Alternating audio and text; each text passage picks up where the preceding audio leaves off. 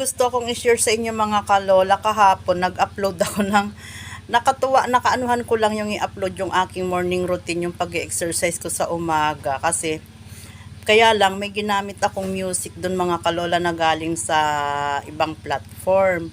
Ngayon, in-upload ko dito sa aking long form video kasi wala akong may upload na content ko kahapon. Kaya sabi ko, i-upload ko tong isa sa mga morning exercise ko. Tapos, 26 minutes lang may lumabas ng mga kalola notification. May issue pala dun sa aking music na ginamit. Nagkaroon siya ng, nakalagay dun na ad revenue sharing. So, ang ginawa ko, kasi first time ko magkaroon ng ganitong issue, binura ko na lang kasi konti pa lang naman yung naging views niya kasi 26 minutes pa lang siyang naka-upload.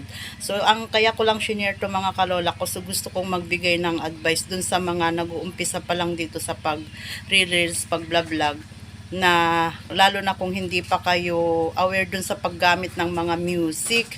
Talagang may nagkakaroon siya ng issue mga kalola.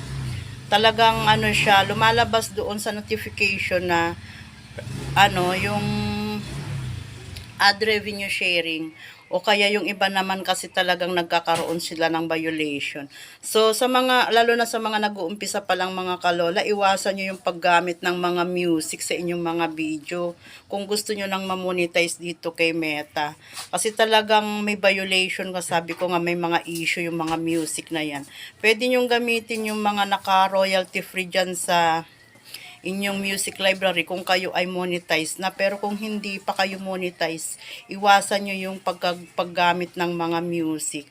Kasi yun yung alam kong dahilan kung bakit hindi kayo na-i-invite dito kay content monetization. Kasi ganyan din sa akin noon. Nag-uumpisa pa lang ako, mahilig din ako maglagay ng mga music kasi noon nahihiya akong magsalita. Kaya nilalagyan ko na lang siya ng music background yung mga video ko. Pero nagkakaroon pala yan ng issue at violation. So ayan, ngayon ulit, trinay ko lang talaga, as in, nagtry lang talaga ako mag-post ng gano'n na may music na galing sa ibang platform. So, ayan nga, talagang nagkaroon siya ng issue mga kalola, kaya binura ko na lang. So, yun lang, sineshare ko lang. Sana yung mga baguhan dyan na madaanan nitong aking video, panoorin ninyo at nang may matutunan din kayo.